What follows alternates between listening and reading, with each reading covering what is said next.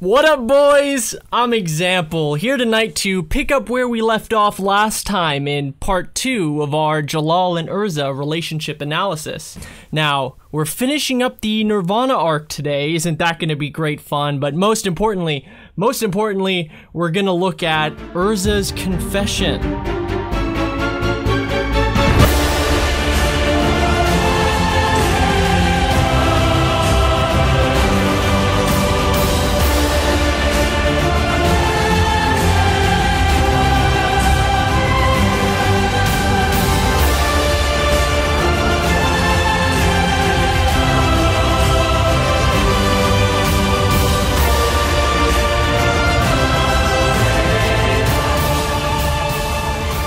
Starting, I think, with this.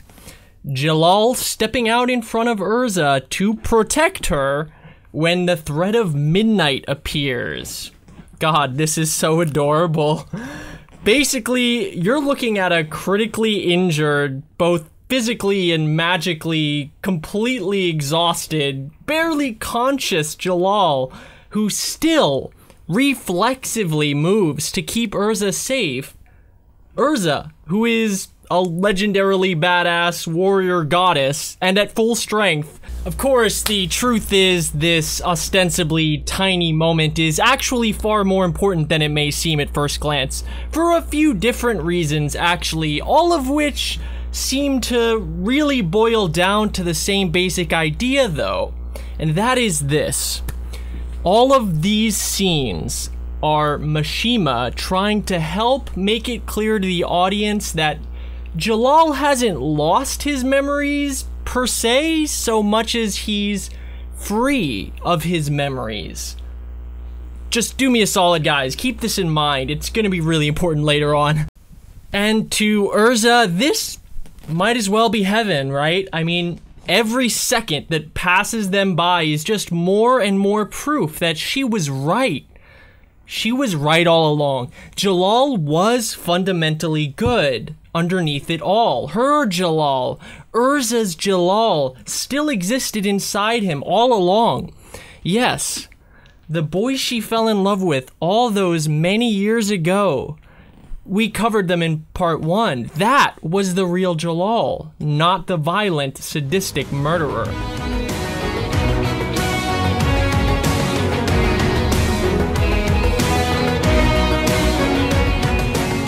Now, technically speaking, on the whole, the climax of this arc is a big-ass battle between Natsu and Zero, culminating in front of the crystalline heart of the Nirvana. It actually went pretty badly, to be honest, until, you know, Jellal swooped in like a savage with the clutch assist. But, hey, for our purposes, it doesn't even really matter, because the real climax comes almost immediately after that huge, desperate three-way battle. Yes, our big payoff comes after the war is already won. In Jellal and Erza's reunion, of course. What did you think? First things first, this is hilarious. I mean, we see that Erza is now in the pretty unenviable position of having to try and explain to Lucy and Gray that this unfamiliar man who they've never met before and who she's clearly very attached to, strangely attached to, that guy is actually Jellal, the evil, tyrannical murderer who utterly emotionally destroyed her entire life, crushed her heart, almost killed her in cold blood even. They take that pretty well, all things considered, I'd say. I mean, but no, really, at that point, there is no waiting any longer for either of them. Erza steps quietly aside, as we see here, away from the rest of the group, and she makes some time to be alone with him. Yes. Now, I want you to just do me a solid, do me a favor right now. Just look at how deliberate this scene framing is, how intentional Mishima's panel logic is from this point on. The moment Erza leaves her guildmates to approach Jellal, Lucy and Gray get cut out of the scene entirely. In fact, everyone else gets cut out of the scene entirely. With this one single medium distance narrow two-shot looking down from above on our lovebirds here, Mishima is signaling to us that everyone else isn't important right now. Mishima is telling us where our attention needs to be through the language of composition, telling us where the action of the scene will be unfolding, and as a result, of course, he's also hinting simultaneously that something important is happening there.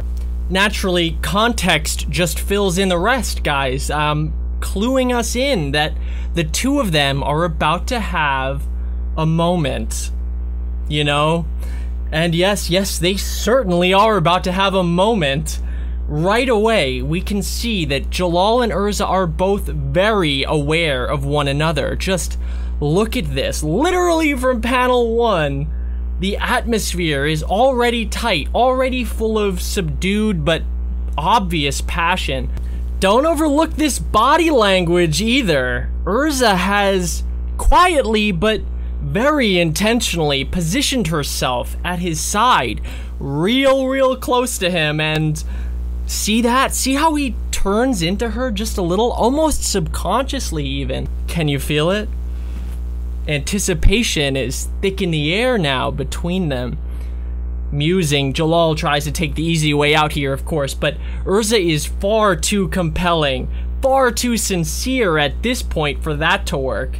It's got no hope, and this here, right now, is our first big line.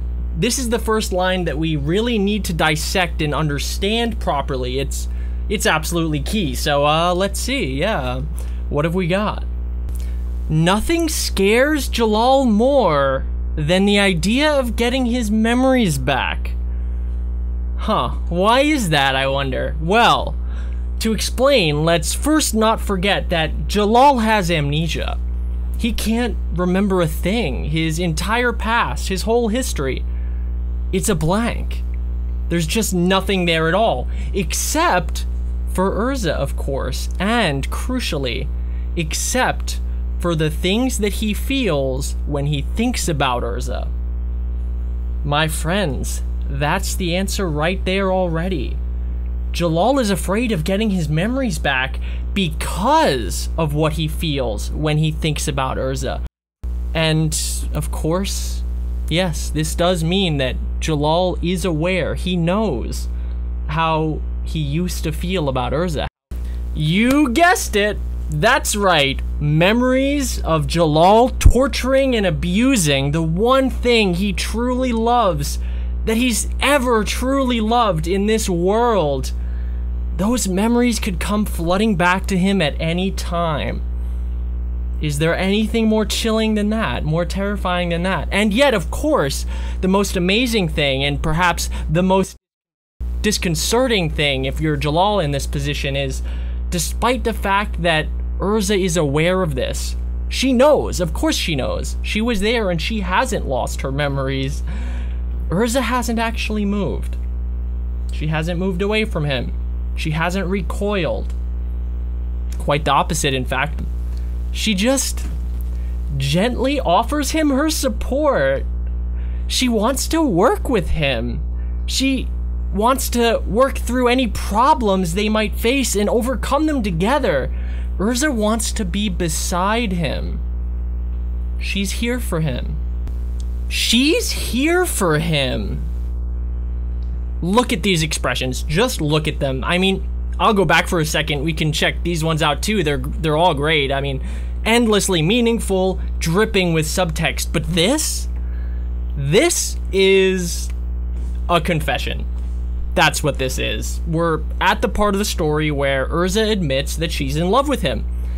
And he knows it too. That's the incredible thing. Just look at his face. Come on now.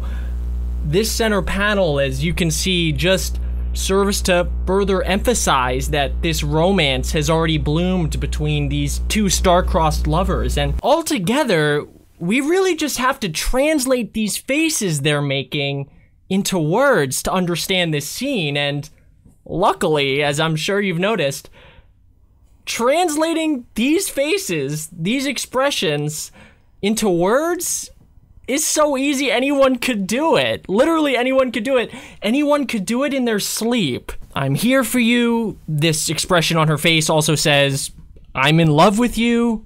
This expression on his face says, there's no way she wouldn't just come right out and say it right here. Delicious. This is just absolutely delightful, boys. I mean, it is in his mind. Clearly it is. After all, Jellal is aware of what Erza's about to say here, but he can't believe it. That's this look. That's what this is. Whereas, of course, on the other hand, this look is her being completely, utterly resigned to the fact that she's going to say it. Even if that hatred were to return, the current you won't vanish. That's what she says. I love you, obviously. That is what this is. Even if that hatred were to return, I would still love you. I'm here for you. Nothing can prevent that now. She has no choice. She has no choice, and she knows it. She accepts it. That's what makes this scene so incredible on both ends, for her and for him. Her strength in this moment is incredible. It's incomprehensible, almost unbelievable. She's stronger in this moment than in her best ever battle. I mean, Erza has made her peace here already with the fact that this is the truth. It's an open admission of the truth, an open admission not only to herself, but to him, looking him right in the eyes the whole time, the whole while. It's an admission of what we've known since the beginning, but she's only just coming to accept. Erza can't hate Jellal. No matter what happens, no matter what he does, she's simply not capable of it. And that's okay. Even if Erza can't let Jellal go, she can believe in him, and that's what she's doing. That is what she's going to do. She can believe in a future for them. She does. And that sad, loving smile really says it all. Good thing too, honestly, because as you probably know by now, Erza and Jellal are interrupted before she can actually get the rest of the words out herself.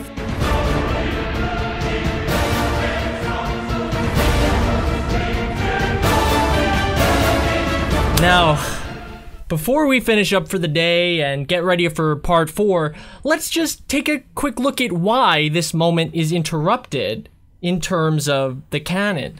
Why does Mishima interrupt Erza's confession here? Well, in simple terms, it's because Fairy Tail isn't over yet.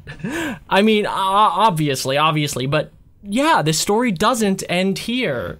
Not after the Nirvana arc, not for like a dozen billion more arcs after this.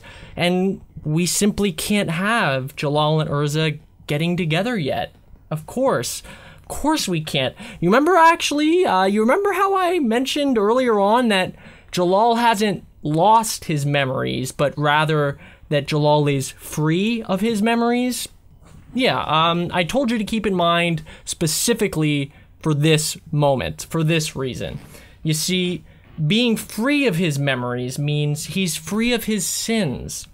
In effect, he's free of the consequences of his actions, letting them confirm their feelings for one another already. We just can't have that. Can't have it that way. It's way, way too early. It's just not time. We need to save it. We need to save this moment, this confirmation of their mutual feelings for about, like, 100 chapters down the line, I think. I mean, we need to save it for when Jellal does have his memories back, and for when she's experienced the torturous pain and agony of living without him. I mean, that's just good writing 101, folks. Hey, that kiss on the beach, their kiss on the beach, it's pretty much perfect, right? Am I wrong? I mean, well, either way, next time in part 4, when we look at how that yawning, undeniable moment of deafening realization swallows them whole completely, overcoming them with the scale of their love for each other and framing it perfectly in the most private, intimate, and devastatingly permanent perspectives. Think back on this. Think back to this interrupted confession from the end of the Nirvana arc, and remember, it's the reason we got chapter 264. Thanks so much for watching, guys. As always, I really hope you enjoyed our time together tonight. Consider lending me a like, comment, subscribe if you did. Catch me next time around for part 4. Have a good night.